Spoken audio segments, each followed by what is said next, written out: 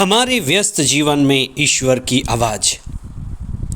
मरते वक्त कई लोगों को लगता है कि मेरा जीवन अधूरा रह गया, कई काम पड़े के पड़े रह गए।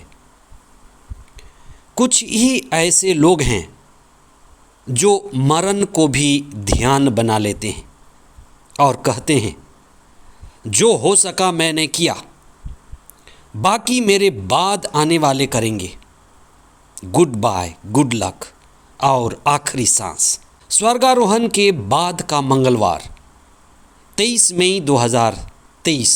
पहला पाठ प्रेरित चरित अध्याय 20 पद संख्याएं 17 से 27 तक और संत यूहन्ना का सुसमाचार अध्याय 17 पद संख्याएं 1 से 11 तक।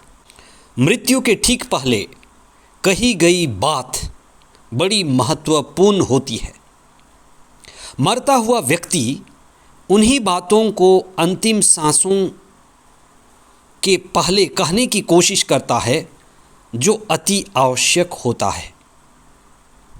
आपने अपने परिवार में प्रियजनों के बीच किसी बड़े या बुजुर्ग के मरने से पहले कही गई कुछ बातों को अवश्य सुना होगा। वे तो कह करके चले गए, पर उनकी बातें आज भी जीवित हैं, याद रखी जाती हैं, उस पर चिंतन होता है। प्रभु ईसा 3 साल तक अपने शिष्यों के साथ रहने के बाद जो शिक्षा पिता ईश्वर के पास से लोगों को देनी थी, शिष्यों के साथ रहने के बाद जो काम शिक्षा देने का, लोगों को स्वर्ग की ओर आविष्ट करने का काम पूरा करने के बाद वे ऐसी स्थिति में पहुँचे जहाँ उन्हें अपने कार्य को छोड़कर पवित्र आत्मा के हाथों अपने प्रिय शिष्यों को सौंपने और पिता ईश्वर के पास वापस जाने का समय आ गया। ईसा कितने सजग थे, ईसा कितने सतर्क थे, वे कितने तैयार थे। वे कहते हैं, हे पिता, वह घड़ी आ गई है, वह घड़ी दुख भोग की घड़ी, वह घड़ी महिमान्वित होने की घड़ी, वह घड़ी पिता ईश्वर के इच्छा को पूरी करने की घड़ी, मृत्यु की घड़ी। जो मृत्यु के आने से पहले मृत्यु को देख ले, मृत्यु का सामना करने के लिए तैयार हो जाए, वही तो महात्मा है, महान आत्मा, जिसने खुद को जाना, खुद में ही खुदा को जाना, खुदा को पाया और आत्मा में अमर हो गया।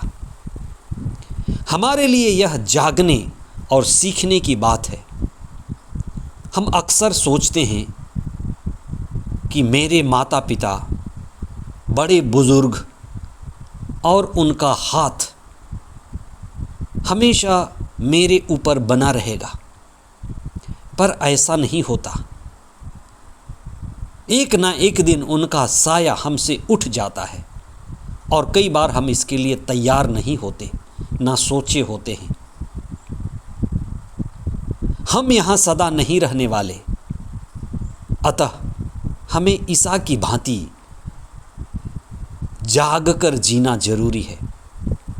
आध्यात्म वास्तव में हमें इसी बात के लिए तैयार करती है कि यह संसार, यह दुनिया जिसमें हम जी रहे हैं, बस जाने के लिए नहीं है। हमेशा यहाँ हमारा निवास नहीं है। ईसा हमें उदाहरण देते हैं कि हम इस संसार से विदा होने की तैयारी यानी अंतिम दिनों को कभी ना भूलें। भरपूर जिएं, पर जाने को कभी ना भूलें। संसार से वे गुजर रहे थे, मृत्यु आने वाली थी। शिष्यों के सामने घोर संकट था, शिष्यों के बीच अनेकता थी कि कौन बड़ा होगा। बड़े होने की भावना से वे लड़ रहे थे। ऐसी हालत में सबसे बड़ी बात थी कि क्या करें। हमारे कई लोगों के जीवन में ऐसी घटनाएं घटती हैं कि व्यक्ति मरणासन पर है और परिवार के लोग लड़ रहे हैं, ज़मीन को लेकर, मकान को लेकर, दुकान को लेकर। और ऐसी स्थिति में हम क्या करें? पहली बात, ईसा ने सभी शिष्यों के लिए और आने वाली भावी संकट के लिए पिता ईश्वर से प्रार्थना की। दुख के समय, घोर संकट के समय और मृत्यु के समय सबसे बड़ा हथियार हमारी प्रार्थना। ईसा की प्रार्थना मध्यस्थ प्रार्थना थी और कुछ नहीं किया जा सकता। हृदय से की गई दूसरों के लिए प्रार्थना में बड़ी ताकत है। ईसा शिष्यों को अपने पवित्र आत्मा के द्वारा सारा काम सौंप दिए। दूसरी बात ये ख्याल करने योग्य है कि पवित्र आत्मा के द्वारा, जो शक्ति की आत्मा है, सामर्थ्य की आत्मा है, जो सहायक है, उसके द्वारा शिष्यों की सुरक्षा के लिए, शिष्यों की एकता के लिए और शिष्यों के भविष्य के लिए प्रार्थना किए। ईसा की प्रार्थना में एकता का भाव है। वे आपस में जुड़े रहें और ईश्वर की मर्जी पूरी करें। आइए हम जब पेंतेकोस्त की तैयारी कर रहे हैं, प्रार्थना करें, पवित्र आत्मा के आने के लिए प्रार्थना करें। और हमारे बीच में कई समस्याएं हैं, संकट है और हम विकट परिस्थितियों से होकर गुजर रहे हैं। हमें पवित्र आत्मा का प्रज्ञा मिले, विवेक मिले, समझ मिले, चेतना मिले और पवित्र आत्मा का मध्यस्थ कृपा मिले। हम यही प्रार्थना करें कि हम शिष्यों की तरह धैर्य के साथ, बलपूर्वक आध्यात्मिकता में बढ़ते जाएं और प्रभु के प्रेम और प्रभु के अनंत आनंद का अनुभव करें। आमीन।